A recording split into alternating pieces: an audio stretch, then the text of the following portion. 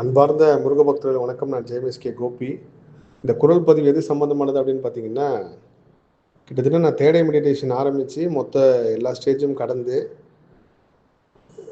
நிறைய விஷயங்கள் பக்தர்களை பார்க்கும்போது ஒரு இன்ட்யூஷன் வருது. அது மூலயமா அவங்களுக்கு சொல்கிறோம் அப்படின்ட்டு. இப்போ நேற்று ஒரு பண்ண குரல் பதிவாக இருக்கட்டும், இன்னைக்கு காலையில் ஒரு சிங்கப்பூர் முருக பக்தர் சொன்னது எல்லாமே ஒருத்தர் நம்ம பார்க்குறப்போ அவங்களுக்கு ஒரு விஷயம் சொல்கிறது. அது என்கிட்ட எந்த சக்தியும் கிடையாது. ஏதோ ஒரு மனிதனுக்கு மீறிய ஒரு சக்தியை அதை சொல்ல வைக்குது. அது மூலயமா நம்ம சொல்கிறோன்றப்போ ஒரு பெரிய ஆச்சரியம். இது எனக்கே தனிப்பட்ட முறையில் ஒரு பெரிய ஆச்சரியமாக தான் இருந்துச்சு. இப்படி தான் இந்த தியானத்தோட சக்தி வேலை செய்யுது, அதுவும் தேடை மெடிடேஷனோட சக்தி வேலை செய்யுதுன்ட்டு.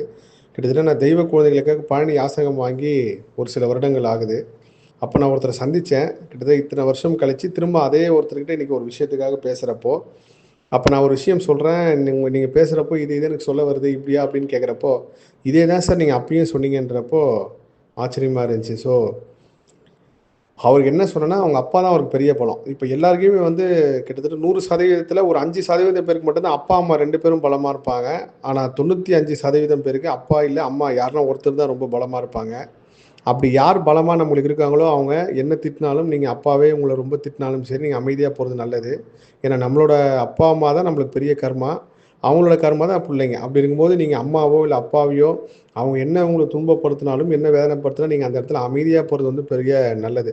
இன்னொரு விஷயம் தேடை மெடிடேஷன் சொல்லிக் கொடுங்க அப்படின்னு சொல்லி எல்லாம் நிறைய பேர் கேட்குறீங்க. கண்டிப்பா அது எனக்கு சொல்லிக் கொடுத்த குருநாதர் நான் இதை தேடி போல. அவர் சில விஷயங்கள் சொன்னாரு. அதனால எதிர்காலத்துல இந்த மெடிடேஷன் சொல்லிக் கொடுக்குறவங்க நிறைய பேர் உருவாகலாம். கண்டிப்பா அதுக்கேத்த மாரி உங்களுக்கு ஒரு குரு கிடைச்சு சொல்லிக் கொடுப்பாரு.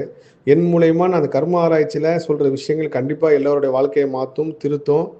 அதுல எனக்கு ஒரு சில விஷயங்கள் உணர்ந்தது, பிளஸ் நான் படிச்சது, நான் சந்திக்கிற மகான்கள்ட்ட சொல்றது, அந்த மாரி எல்லா விஷயத்தையும் நான் பதிவு பண்றேன். ஆனா என்னோட கர்ம ஆராய்ச்சி எதிர்காலத்துல அடுத்த ஒரு 25 வருஷம், 50 வருஷம் கழிச்சு இந்த மாரி ஒருத்தர் இருந்தாரு, அவர் இந்த விஷயம் சொல்லியிருக்காரு அப்படின்னு சொல்ற அளவுக்கு ஒரு மிகப்பெரிய ஆச்சரியத்தலாம் எடுத்து வச்சிருக்கேன். விரைவில் அதெல்லாம் நான் பதிவு பண்றேன்.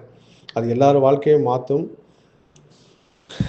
பெரிய ஆச்சரியமா இருந்துச்சு அந்த பக்தர்ட்ட பேசுனது.